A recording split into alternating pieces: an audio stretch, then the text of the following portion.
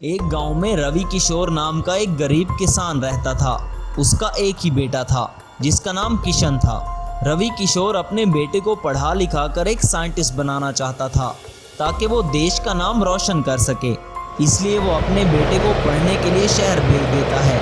कुछ साल बीत जाते हैं। किशोर का बेटा किशन एक बहुत बड़ा साइंटिस्ट बन जाता है। किशन अपनी एक लैब बनाता है और उसमें कुछ एक्सपेरिमेंट करने लगता है। वहाँ गांव में एक दिन अचानक एक खौफनाक आवाज़ आती है। तब वहाँ एक बहुत बड़ा टाइटन मॉन्स्टर आ जाता है। इसे देखकर एक आदमी कहता है, अरे बाप रे बाप, टाइटन मॉन्स्टर, सब लोग अपनी जान बचाकर भागो। वहाँ खड़े सभी लोग उस बड़े से मॉन्स्टर को देखकर वहाँ से भागने लगते हैं। टाइटन मॉन्स्टर गांव में आकर सभी घरों को तोड़ने लगता है। टाइटन मॉन्स्टर को रोकने के लिए वहां आर्मी आ जाती है, लेकिन वो टाइटन मॉन्स्टर आर्मी की गाड़ियों और टैंक्स को भी तबाह कर देता है। इस तरह वो टाइटन मॉन्स्टर कभी भी आकर गांव में तबाही मचाने लगता था। इससे सब गांव वाले बहुत परेशान थे। गांव के लोगों को पता था कि रवि किशोर का बेटा किशन एक बड़ा साइंटिस्ट बन चुका है। इसलिए कुछ लोग रवि किशोर के पास आकर कहते हैं, रवि किशोर जी, अब आप ही हमारी मदद कर सकते हैं। ये सुनकर रवि किशोर कहता है, मैं कुछ समझा नहीं, मैं बूढ़ा आदमी, भला आप लोगों की क्या मदद कर सकता हूँ। तब एक गांव वाला कहता है, सुना है आपका बेटा शहर में एक बहुत बड़ा साइंटिस्ट बन गया है। हमें इस टाइटन मॉन्स्टर ने बहुत परेशान कर रखा है। अब एक साइंटिस्ट ही हमारी मदद कर सकता है। अगले दिन रवि किशोर अपने बेटे के पास उसकी लैब में जाता है और उसे कहता है, बेटा, हमारे गांव में टाइटन मॉन्स्टर नाम का एक राक्षस घुस आया है और वो हमारे गांव के लोगों को नुकसान पहुंचा रहा है। गांव वालों ने कहा है अब तुम ही उनकी मदद कर सकते हो। ये सुनकर किशन ने कहा, आप फिक्र मत करें पिताजी, मैं अपने गांव वालों की मदद जरूर करूंगा, बस मुझे थोड़ा सा समय चाहिए। रवि किशोर गांव में जाकर सब गांव वालों को तसल्ली देता है और कहता है, आप लोग फिक्र मत करें, बहुत जल्दी किशन हमें बचाने जरूर आएगा। किशन इंडिया का सबसे मशहूर साइंटिस्ट था, लेकिन इस बार उसका सामना एक खतरनाक टाइटन मॉन्स्टर से था। तब किशन कहता है, सबसे पहले मुझे उस टाइटन मॉन्स्टर की कमजोरियों के बारे में पता लगाना होगा, फिर इस हिसाब से मैं एक रोबोट बनाऊंगा। काफी रिसर्च के बाद किशन को टाइटन मॉन्स्टर की कमजोरी के बारे में पता चल चुका था, इसलिए वो अपनी लैब में एक जेसीबी लेकर आता है। असल में किशन एक जेसीबी रोबोट बना रहा था। वो इस जेसीबी पर कुछ एक्सपेरिमेंट करके जेसीबी को रोबोट में ट्रांसफॉर्म कर लेता है। वहाँ टाइटन मॉन्स्टर जंगल में खड़ा सोच रहा था, आज जाकर सब गांव वालों को खा जाता हूँ, फिर मैं हमेशा हमेशा के लिए अमर हो जाऊंगा और बहुत ज्यादा शक्तिशाली हो जाऊंगा। टाइटन मॉन्स्टर गांव वालों को खाने के लिए गांव में आता है, लेकिन इस बार उसका सामना किशन के बनाए हुए जेसीबी रोबोट से होता है। मैजिकल टाइटन मॉन्स्टर रोबोट और जेसीबी रोबोट के दरमियान घमासान लड़ाई होती है।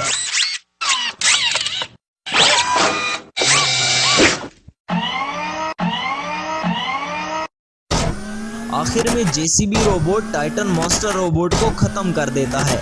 सभी गांव वाले किशन का धन्यवाद करते हैं और सुकून से अपनी जिंदगी बिताने लगते हैं। Magical Krrish robot Hulk monster robot. Khushipur नाम का एक खूबसूरत गांव था। उस गांव में कृष्णा नाम का एक लड़का रहता था। उसमें बचपन से ही कुछ शक्तियां थीं, लेकिन कृष्णा की इन शक्तियों के बारे में कोई नहीं जानता था सिवाय कृष्णा की दादी के। एक दिन कृष्णा की दादी, बेटा, तुम में जो शक्तियां हैं उस वजह से तुम कोई साधारण इंसान नहीं हो, इसलिए मुझे डर लगा रहता है बेटा। अगर ये बात किसी और को पता चल गई तो यहाँ के लोग तुम्हें मुझसे बहुत दूर ले जाएंगे और फिर पता नहीं वो तुम्हारे साथ क्या सलूक करेंगे। तब कृष्णा कहता है, दादी आप फिक्र मत करें, मैं इस बात का पता किसी को नहीं चलने दूंगा। एक दिन कृष्णा अपने गांव में जा रहा था कि एक बच्चा ट्रैक्टर के नीचे आने ही वाला था कि कृष्णा अपनी शक्ति से उड़कर उस बच्चे को बचा लेता है। ये देखकर सब गांव वाले बहुत हैरान हो जाते हैं कि ये आखिर कृष्णा को क्या हो गया है, ये एक आम इंसान होके कैसे हवाई जहाज की तरह उड़ सकता है। तब गांव वाले सरपंच के पास जाते हैं और उसे सारी बात बताते हैं। तब सरपंच कहता है, अच्छा तो ये बात है, ऐसा खतरनाक इंसान हमारे गांव में है, मैं अभी इसको सबक सिखाता हूँ। कृष्णा की सुपर हीरो वाली शक्तियों के बारे में जानकर स्पेशल फोर्स वाले गांव में आते हैं और कृष्णा को गिरफ्तार करके ले जाते हैं। कृष्णा की दादी बहुत परेशान होती है और सारे गांव वालों को श्राप देती है, जैसे तुम लोगों ने मेरे मासूम कृष्णा को इन लोगों के हवाले किया, तुम लोग भी कभी सुकून से नहीं रहोगे। ये सुनकर गांव वाले हंसने लगते हैं और कहते हैं, अरे ये बुढ़िया तो पागल हो गई है। तब कुछ समय बीत जाता है। एक दिन अचानक गांव में एक हल्क मॉन्स्टर आता है और सारे गांव में तबाही मचाने लगता है। सबके घरों को तोड़ने लगता है और गांव वालों को डराने लगता है।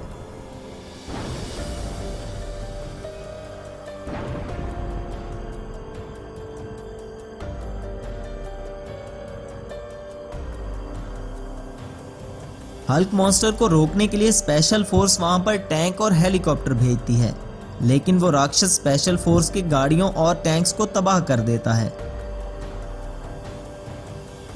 पूरे गांव में तबाही मचाने के बाद हल्क मॉन्स्टर वहां से चला जाता है।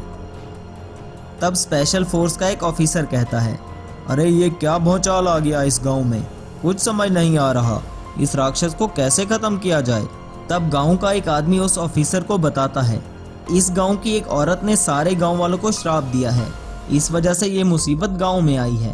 तब वो ऑफिसर बूढ़ी औरत के पास जाता है तो वो सब बताती है कि मेरा कृष्णा आप लोगों की कैद में है, अब इस गांव को सिर्फ वही बचा सकता है। तब स्पेशल फोर्स का ऑफिसर सोचता है, क्यों ना इस लड़के को आजाद कर दिया जाए, लेकिन इसका पता गांव वालों को भी ना चले। इसलिए वो कृष्णा को एक खास किस्म का लिबास पहना देता है। वो खास किस्म का मास्क पहनकर कृष्णा गांव में वापस आता है तो वहां के लोग बहुत खुश हो जाते हैं कि अब हमें ये इस राक्षस से बचाएगा। अगले ही दिन हल्क मॉन्स्टर फिर से गांव में वापस आ जाता है और घरों को तोड़ने की कोशिश करता है। तब स्पेशल फोर्स का ऑफिसर कृष्णा को कहता है, जाओ क्रिश और इस राक्षस से अपने गांव वालों को बचा लो, फिर तुम हमेशा के लिए आजाद हो।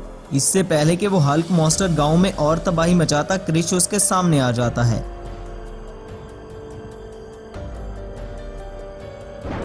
मैजिकल क्रिश रोबोट और हल्क मॉन्स्टर रोबोट एक दूसरे को गुस्से से देखने लगते हैं।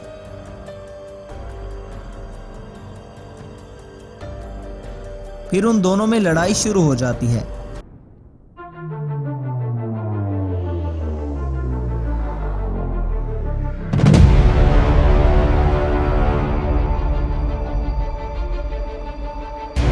आखिर में magical Krrish robot Hulk monster robot को खत्म कर देता है।